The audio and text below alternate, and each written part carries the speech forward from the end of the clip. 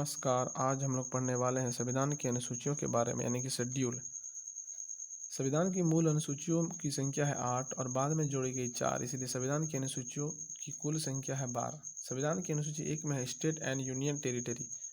State यानी कि राज्य और टेरिटरी यानी कि केंद्र शासित प्रदेश। अभी राज्यों की संख्या वर्तमान में 28 है और केंद्र शासित प्रदेशों की संख्या 8 है। इससे पहले 9 थी, तो दादर और नगर हवेली को जोड़कर 1 कर दी गई है, इसीलिए केंद्र शासित प्रदेशों की संख्या अभी 8 हो गई है। इस जैसे कि राज्य का पुनर्गठन हो या नया राज्य बनवाना हो, सारी बातें शेड्यूल 1 में लिखी गई है।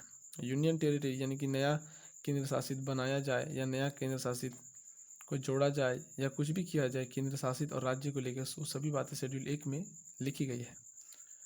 शेड्यूल 2 में कही गई है सैलरी, अलाउंसेस और पेंशन, जो भत्ते होते, जो सैलरी होते हैं, उसके बारे में शेड्यूल 2 में कही गई है। यानी president and governor of state यानी कि जो राष्ट्रपति होते हैं और जो राज्यों के जो राज्यपाल होते हैं, उनकी जो सैलरी होते हैं, जो भत्ते होते हैं, वो शेड्यूल 2 में कही गई है।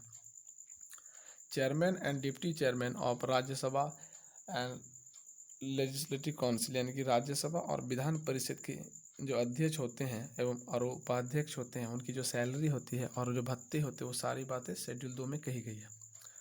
Speaker and deputy speaker of Lok Sabha and legislative assembly यानी कि जो लोकसभा और विधानसभा के जो स्पीकर होते हैं और डिप्टी स्पीकर होते हैं, उसकी भी सैलरी और जो भत्ते होते हैं, वो शेड्यूल 2 में कही गई है।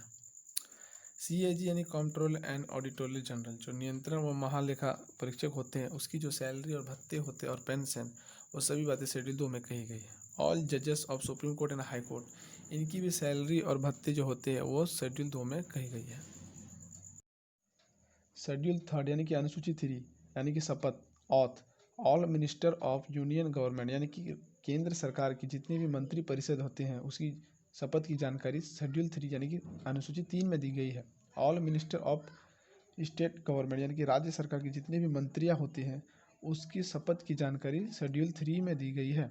All members of Lok Sabha and Rajya Sabha यानी कि लोकसभा और राज्यसभा के जितने भी सदस्य होते हैं, उसकी शपथ की जानकारी अनुसूची 3 में दी गई है। All members of legislative assembly and legislative council यानी विधानसभा और विधान परिषद के सभी MLA और MLC की शपथ की जानकारी शेड्यूल 3 में दी गई है। ऑल जजेस of supreme court and high court की जो शपथ होती है, सुप्रीम कोर्ट और हाई कोर्ट के जो जजों की शपथ दिलाई जाती है, उनकी जानकारी भी शेड्यूल 3 में दी गई है। CAG यानी कंट्रोल एंड ऑडिटर जनरल को भी शपथ दिलाया जाता है, उसकी भी जानकारी शेड्यूल 3 में दी गई है। शेड्यूल 4 राज्यसभा की सीटों का आवंटन यानी कि राज्यसभा की सीटों का बंटवारा किस तरह किया जाए, उसकी भी जानकारी शेड्यूल 4 में दी गई है।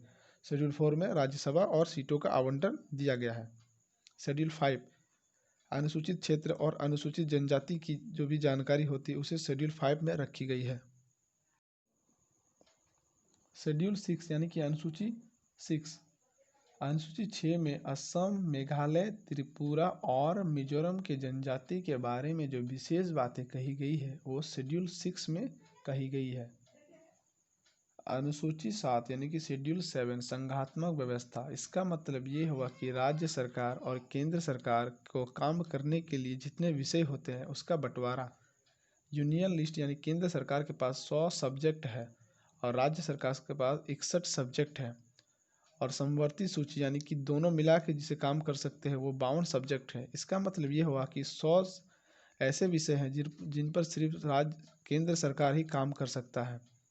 61 ऐसे विषय हैं जिस पर केवल राज्य सरकार ही काम कर सकते हैं और 52 ऐसे विषय हैं जिनमें राज्य सरकार और केंद्र सरकार दोनों मिलकर काम कर सकते हैं। और आते हैं अवशिष्ट सूची यानी कि ऐसे विषय जो किसी भी लिस्ट में शामिल ना हो, उसे अवशिष्ट सूची कहते हैं। इसमें 9 से 10 सब्जेक्ट रखे गए हैं।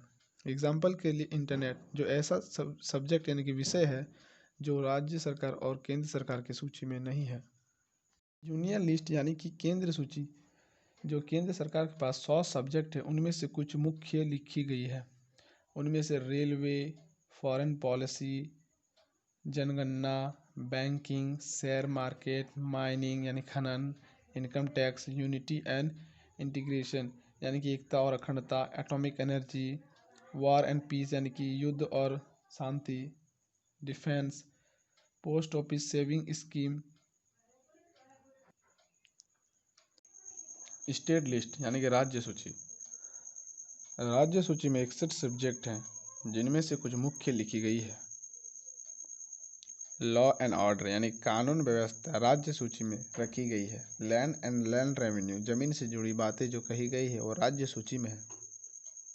लोकल गवर्नमेंट यानी स्थानीय सरकार, जो स्थानीय सरकार की बातें हैं वो भी राज्य सरकार की सूची में लिखी गई है। स्थानीय सरकार यानी कि स्थानीय सरकार में कोई भी नया कानून बनाना हो या कानून में बदलाव करना हो, उससे सारी जुड़ी जानकारियाँ राज्य सरकार की सूची में रखी गई है।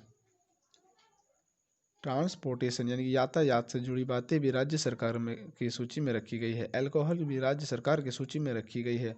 मार्केट एंड फेयर्स, जो बाजार और मार्केट से जुड़ी बातें हैं वो भी राज्य सरकार की सूची में रखी गई है। पब्लिक ऑर्डर एंड लोक व्यवस्था जो होती है वो भी राज्य सरकार की सूची में रखी गई है। एग्रीकल्चर एंड इरीगेशन, जो कृषि और जो सिंचाई की बातें हैं वो भी राज्य सरकार की सूची में रखी गई है। पब्लिक हेल्थ एंड सैनिटेशन जो होती है, जो लोक स्वच्छ और स्वच्छता होती है, वो राज्य सरकार की जो सूची है उसी में रखी गई है। यानी समवर्ती सूची, इसमें 51 सब्जेक्ट है। इसका मतलब ये होता है कि जो विषय राज्य सरकार और केंद्र सरकार के पास नहीं होते हैं वो विषय कॉन्करेंट लिस्ट यानी कि समवर्ती सूची में रख दी जाती है। इस सूची में रखी गई सारे विषय राज्य सरकार और केंद्र सरकार अपने अनुसार कोई भी कानून बना सकते हैं और अपने अनुसार उपयोग में ला सकते हैं। जिनमें से पहला है एजुकेशन, फॉरेस्ट, पॉपुलेशन कंट्रोल यानी जनसंख्या नियंत्रण, फैमिली प्लानिंग यानी कि परिवार नियोजन, आईपीसी यानी इंडियन पैनल कोड, सीआरपीसी यानी क्रिमिनल प्रोसीड्यूर कोड यानी आपराधिक प्रक्रिया संहिता, मैरिज और divorce, newspaper, books and magazine, electricity, इनसे जुड़ी सारी बातें समवर्ती सूची में रखी गई है। जरूरत पड़ने पर केंद्र सरकार या राज्य सरकार कानून में बदलाव या नया कानून बना सकती है। शेड्यूल 8 यानी कि अनुसूची 8, ये भाषा से संबंधित है। पहले शेड्यूल 8 में 14 भाषा थी, बाद में 8 भाषा जोड़ दी गई है। अभी वर्तमान में 12 भाषा रखी गई है। शेड्यूल 8 में 8 नई भाषा जोड़े गए थे जो इस प्रकार है। 21वां संविधान संशोधन करके 1967 में सिंधी भाषा को जोड़ा गया।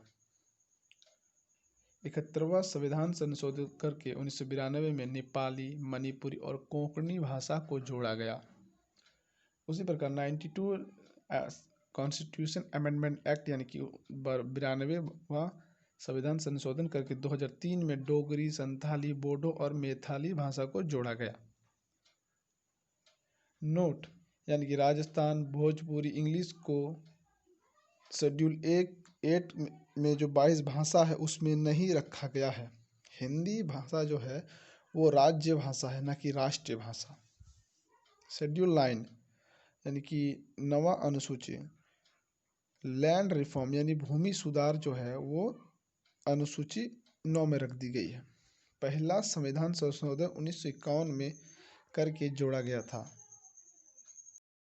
यानी कि अनुसूची 10 एंटी डिफेक्शन लॉ यानी कि दल बदल कानून, कोई भी पार्टी जो दल बदल करती है उसके खिलाफ जो कानून बनाया गया है वो कानून शेड्यूल 10 में लिखी गई है। ये 52वां संविधान संशोधन करके 1985 में जोड़ा गया है।